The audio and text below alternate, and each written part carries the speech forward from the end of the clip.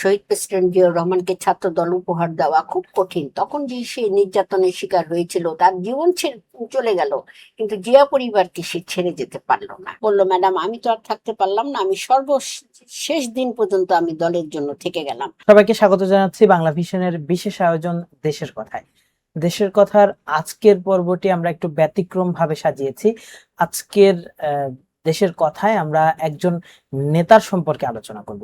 আজকের এই দিনে মৃত্যুবরণ করেছেন কাজী আসাদুজ্জামান। তিনি বাংলাদেশ জাতীয়তাবাদী ছাত্র দলের প্রতিষ্ঠাতা আহ্বায়ক ছিলেন। তিনি স্বেচ্ছাসেবক দলের আহ্বায়ক ছিলেন।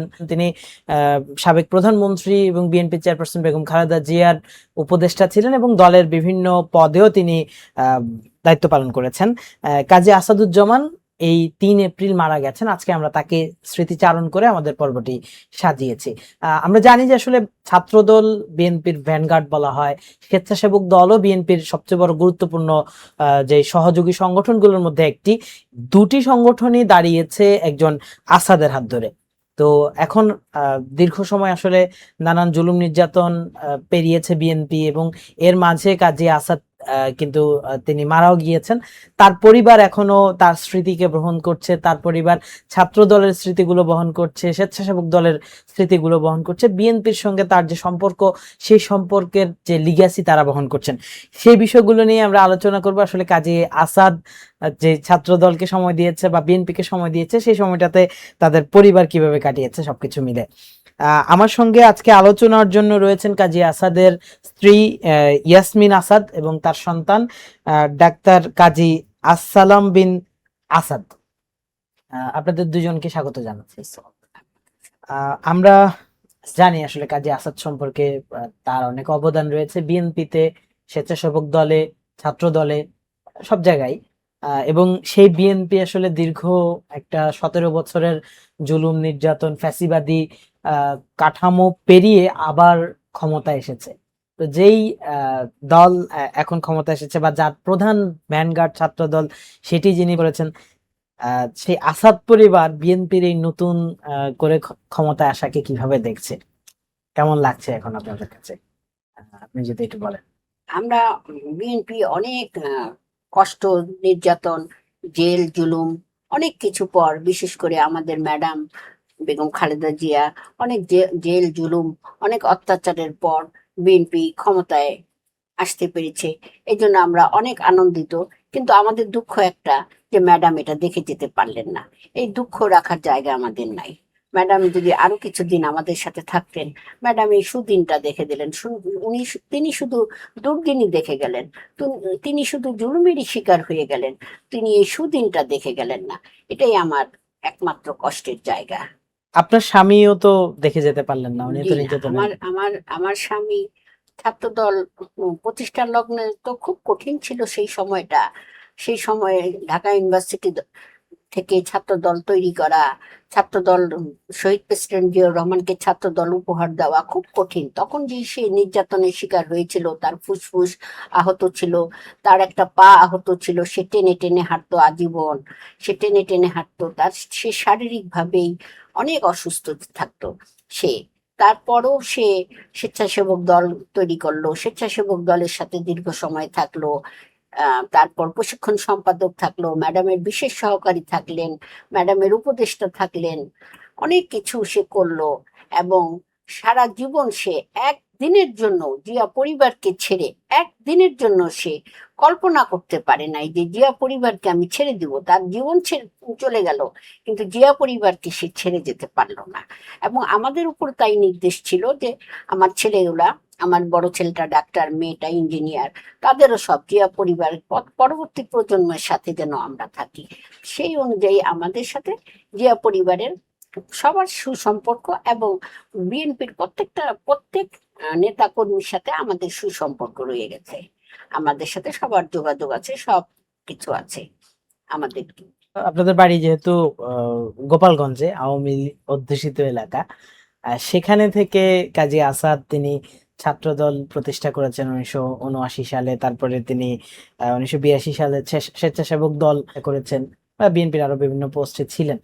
বিগত 17 বছর কি আপনারা গোপালগঞ্জে যেতে পেরেছেন? বা আমরা সেভাবে গোপালগঞ্জে জুলুম নির্যাতন সবকিছু শিকার। আমার আমার হাজবেন্ডের ক্যান্সারের সময় যে আমি জমি বিক্রি করব সেই অবস্থাও ছিল না আমার। জমিগুলো আমার সব দখল ছিল। আমি যেতে পারতাম না। আমি আমার হাজবেন্ডকে কবর দিয়ে এসে দীর্ঘ 5 বছর আমি ঢুকতেই পারি নাই গোপালগঞ্জে। আমি ঢুকতেই পারি নাই, কারণ আমাকে ওরা ঢুকতে দেয় নাই। আমার সব জমি জমা, মাছের ঘের, সব কিছুই আমার অন্যের দখলেই ছিল। আমি আমি গোপালগঞ্জে সম্পূর্ণ নির্যাতিত আমি একটা ফ্যামিলি ছিলাম। এখনো একটা জমি আমি উদ্ধার করতে পাইনি, বাকিগুলো উদ্ধার করা আছে। এখনো একটা জমি আমার, এখনো আরেকজন আওয়ামী লীগের এক নেতার আওতায় আছে। এখন পর্যন্ত একটা জমি আছে, কিন্তু সব জমি জমা। আমি যে বিপদের সময় একটা জমি বিক্রি করব, বা আমি গোপালগঞ্জে যেয়ে থাকবো, বা আমি গোপালগঞ্জের বাড়িতে উঠবো, সেরকম অবস্থাই আমার ছিল না। আপনারা কি যেতে পেরেছিলেন, মানে না, গিয়েছিলেন আমি কখনো শুধু আমি লুকোচুরি করে? শুধু লাশের সাথে গিয়েছিলাম। তারপর লাশের সাথে গিয়ে তারপর 14 দিন পরে যে যখন দেখলাম আমার জানমালের হুমকি হয়ে যায়, তখন আর আমি যাইনি। দীর্ঘ 5 বছর তারপরে আর আমি যেতে পারিনি কবর দেখতে। বা উনি অসুস্থ অবস্থায় কি গিয়েছিলেন গোপালগঞ্জে? না, তখনও যেতে পারি নাই। উনি তখনও উনি না, পেরেছেন? উনিও যেতে পারে নাই। উনি উনি মৃত্যুর যখন কত বছর আগে উনি উনি লাস্ট? মৃত্যুর 2 বছর আগে গিয়েছিলেন। তার আগে উনি উনি যেতে পারতেন না। ওনার উপরও উনিও করতেন, কারণ আওয়ামী লীগের এলাকা সেটা। সেখানে আমরা খুবই নির্যাতনের শিকার ছিলাম।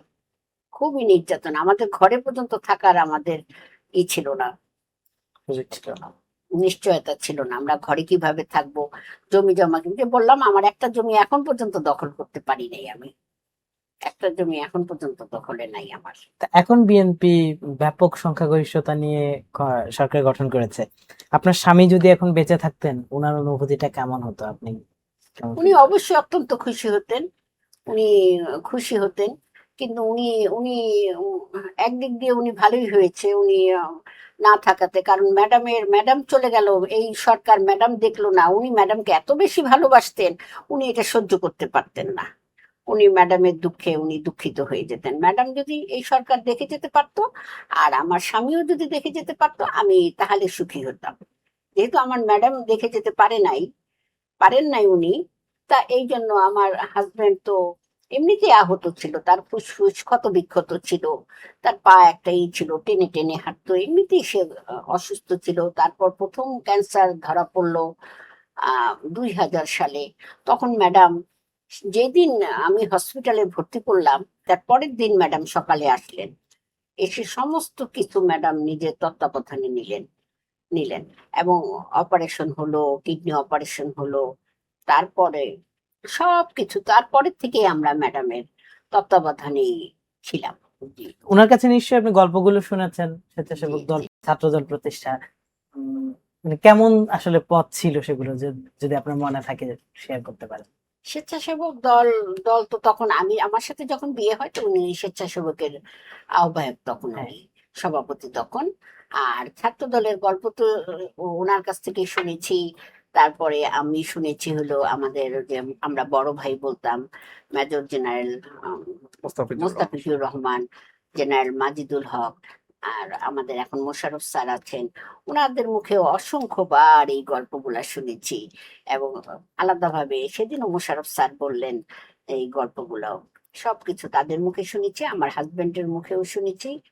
ছাত্র দল তখন প্রতিষ্ঠা করাটা, বা ছাত্র দলের তখন করাটা খুব কঠিন ছিল। তখন তখন জাসদের সময়, তখন ছাত্র দল হলে, তখন রুমে রুমে অস্ত্র, এই অস্ত্রের ঝনঝনানিতে একটা দল গঠন করা চারটিখানি কথা না। সে জীবনের ঝুঁকি নিয়ে, হুমকি নিয়ে দল গঠন করে শহীদ প্রেসিডেন্ট জিয়াউর রহমানকে উপহার দিয়েছেন। এবং আজীবন তার তার নীতির থেকে এক চুল সে নড়েন নাই। আজীবন শহীদ প্রেসিডেন্ট জিয়াউর রহমানের নীতির মধ্যেই সে ছিলেন আমৃত্যু। ব্যক্তি হিসেবে আসাদ সাহেব কেমন ছিলেন? আপনি স্ত্রী হিসেবে, মানে স্ত্রী তো আসলে অর্ধাঙ্গিনী, তার চেয়ে বেশি অবদান বর্ণনা করার কেউ থাকে না। ব্যক্তি হিসেবে সে অত্যন্ত ভালো মানুষ ছিলেন। সে সৎ ছিলেন, নির্লোভ ছিলেন। তার কোনো চাহিদা ছিল না। সে শুধু দলটাকে ভালোবাসা ছাড়া তার আর কোনো চাহিদা ছিল না। সে দলকে বিএনপি অফিসে যেত, যখন আমাদের 27 নম্বরে অফিস ছিল, তখন 27 নম্বরে, যেই 27 নম্বর থেকে অফিস আমাদের পল্টনে চলে আসলো, তখন আমরা আবার পল্টনের দিকে আমরা ভাড়া চলে আসলাম। আমাদের এই দুইটা অফিস নিয়েই তার জীবন মানে ছিল। অফিসের কাছেই বাসা। হ্যাঁ, অফিসের কাছেই বাসা। আমরা তখন জিগাতলায় থাকতাম, 27 নম্বরে যখন অফিস ছিল, তারপর যখন আমাদের পল্টনে অফিস হলো, আমরা এখানে আসলাম। এবং প্রথম থেকে শেষ পর্যন্ত সে কোনো প্রলোভনে সে নত হয় নাই। সে আম, একেবারে ম্যাডামের একনিষ্ঠ পক্ষপাতী ছিল। সে ম্যাডাম ছাড়া সে কিছুই বুঝতো না। ম্যাডাম ছাড়া 111-এর সময় সে হাঁটতে পারে না, পা টেনে টেনে হাঁটে, কিন্তু তার রাজনৈতিক কর্মকাণ্ড থেমে থাকে নাই। বলছে, আমি যখন জিজ্ঞেস করতাম যে তুমি অসুস্থ, বলছে মৃত্যুই আমাকে রাজনীতি থেকে থামাবে, মৃত্যু ছাড়া আমাকে থামাতে পারবে না। সত্যি তাই, মৃত্যুই তাকে থামিয়ে দিয়েছে, এছাড়া সে থামে নাই। আমি ডাক্তার অমির কাছে আসি যে আপনাদের বাবা ছিলেন রাজনীতিবিদ, মানে দিনের দীর্ঘ সময় ওনার রাজনীতিতে কেটে যেত, সন্তান হিসাবে বঞ্চিত হতেন কিনা এই জায়গাতে? সন্তান হিসেবে বাবা তো আসলে তার বেশিরভাগ সময় দলের অফিসেই কাটাতেন আর কি। খুব বেশি সময় দলের অফিসে কাটাতেন। আমরা স্কুল কলেজে একা একা যেতাম, নিজেরা লেখাপড়া করতাম, হয়তো সারাদিন বিএনপি অফিসে থাকার পরে রাতে এসে পড়াশোনা দেখাতেন। হ্যাঁ, আমরা ওই সময়টা মিস করি, কিন্তু এটাও মনে করে খুব ভালো লাগতো যে আমরা এই জাতীয়তাবাদী দলকে বাবা তার জীবনের একটা বড় সময় দিয়ে দিয়েছেন, এবং এই দলটা এখন খুব ভালো মতো টিকে আছে। এবং সবচেয়ে বড় কথা, এই দল এখন বাংলাদেশের রাষ্ট্র ক্ষমতায়, আমরা একটা সুন্দর স্বনির্ভর বাংলাদেশ যেন করতে পারি এই দলের জন্য।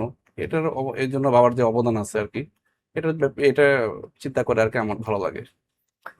আপনার বাবা যে অবদান রেখে গেছে দলের জন্য, আহ, এখন কি সেভাবে দল আপনাদেরকে মূল্যায়ন করে? এই বিশেষ করে ক্ষমতা আসার পরে খোঁজ খবর নেয় কিনা? দলের সবার সাথে আমাদের যোগাযোগ আছে। আমরা শহীদ রাষ্ট্রপতি জিয়াউর রহমানের পরিবারের সাথে আগেও ছিলাম, এখনো আছি, ভবিষ্যতেও থাকবো এবং সবসময় থাকবো। আমরা মনে করি দল আমাদের মূল্যায়ন করে এবং করছে এবং করবে। তবে আমরা চাই যে আমরা বাবা কখনো চায়নি যে সরকারে থাকবেন। ম্যাডাম অনেকবারই জিজ্ঞেস করতেন যে আচ্ছা, তুমি কি কখনো মন্ত্রী হতে চাও, কখনো এমপি হতে চাও, তুমি বলো তোমার কি লাগবে। কিন্তু বাবা সবসময় বলতেন যে আমি দলের সাথেই থাকতে চাই ম্যাডাম। বাবা যখন অসুস্থ হয়, দ্বিতীয়বার যখন তার ক্যান্সার ধরা পড়ে, তখন শেষবার ম্যাডামের সাথে যখন দেখা হয়, তখন আমাদের দুই ভাইকে সাথে নিয়ে গিয়েছিলেন এবং আমাদেরকে ম্যাডামের কাছে বুঝিয়ে দিয়ে এসেছিলেন যে আমি হয়তো ম্যাডাম আর কখনো আপনাদের সাথে আর হয়তো দেখা হবে না, আমার হয়তো শেষ সময়। তা আমি চাই আমার সন্তানরা যেন এই দলের এই লিগেসি বহন করুক, তারা যেন পরবর্তীতে দলের সাথে থাকুক, সরকারের সাথেও থাকুক, এবং দলের সাথে তার পরবর্তী প্রজন্মের সাথেও যেন আমরা যেন থাকি, আমাদের এভাবে নির্দেশ বাবা দিয়ে গিয়েছেন। তো আমরা আমাদের পুরো পরিবার, শহীদ রাষ্ট্রপতি জিয়াউর রহমানের পরিবার, দেশনায়ক জনাব তারেক রহমান সাহেবের সাথে এবং তার পরবর্তী প্রজন্মের সাথে খুব শক্তভাবে থাকতে চাই, এবং আমরা এমনভাবে থাকতে চাই যেন তাদের পরিবারের ভ্যানগার্ড হিসেবে থাকতে চাই। আপনি বলছিলেন যে বেগম খালেদা জিয়ার হাতে আপনার বাবা আপনাদেরকে তুলে দিয়েছেন মৃত্যুর আগে। সেই সময়টাতে বেগম খালেদা জিয়া কি বলেছিলেন, বা আপনার বাবা কিভাবে আপনাদেরকে তুলে দিয়েছিলেন, যদি সেই স্মৃতিটা একটু বলতেন।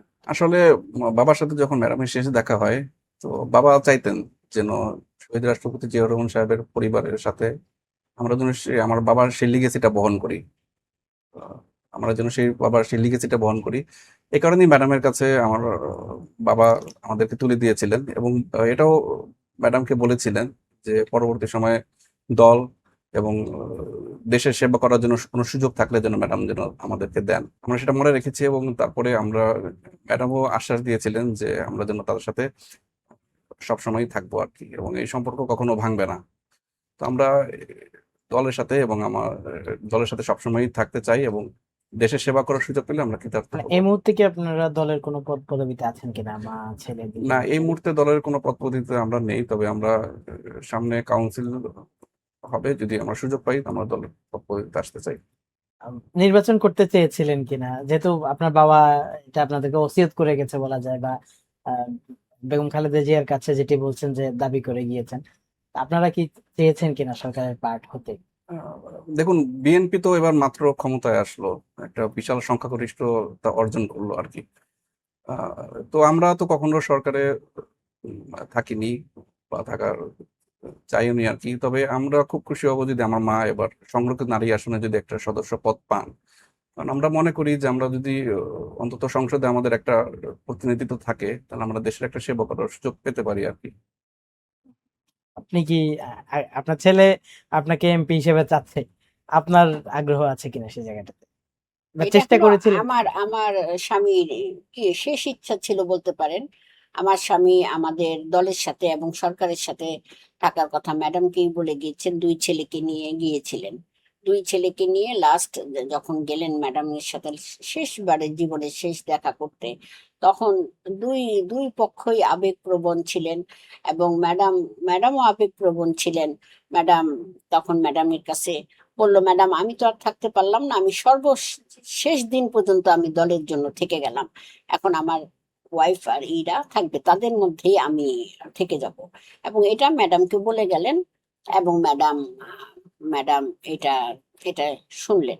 এখন আমি আমি তো আমার ছেলে মেয়ে, আমরা দেশের বাইরে কখনো সেটেল হই নাই, আমরা কোথাও যাই নাই, আমরা বাংলাদেশেই থাকছি, এই দলটাকে আঁকড়ে ধরেই থাকছি, আমরা বাকি জীবনে এই দল দল হিসেবেই থাকবো। আমি এখন সরকারেও থাকতে চাই, আমার ছেলে মেয়েও সরকারে থাকতে চায়, দলে থাকতে চায়, দলের সুসময়েও থাকতে চাই, দুঃসময়েও থাকতে চাই।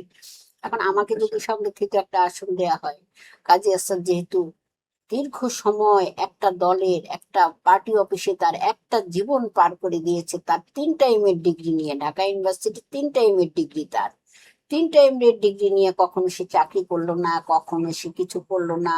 তাহলে এই এই যে তার অবদান, এই যে তার ত্যাগ, এই যে তার বিনিময়ে তো আমি কিছু আশা করতেই পারি, বিনিময়ে কিছু আশা করতেই পারি।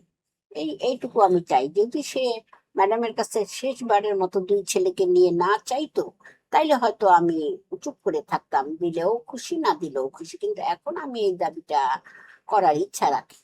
বাকি দেশনায়ক তারেক রহমানের ইচ্ছা।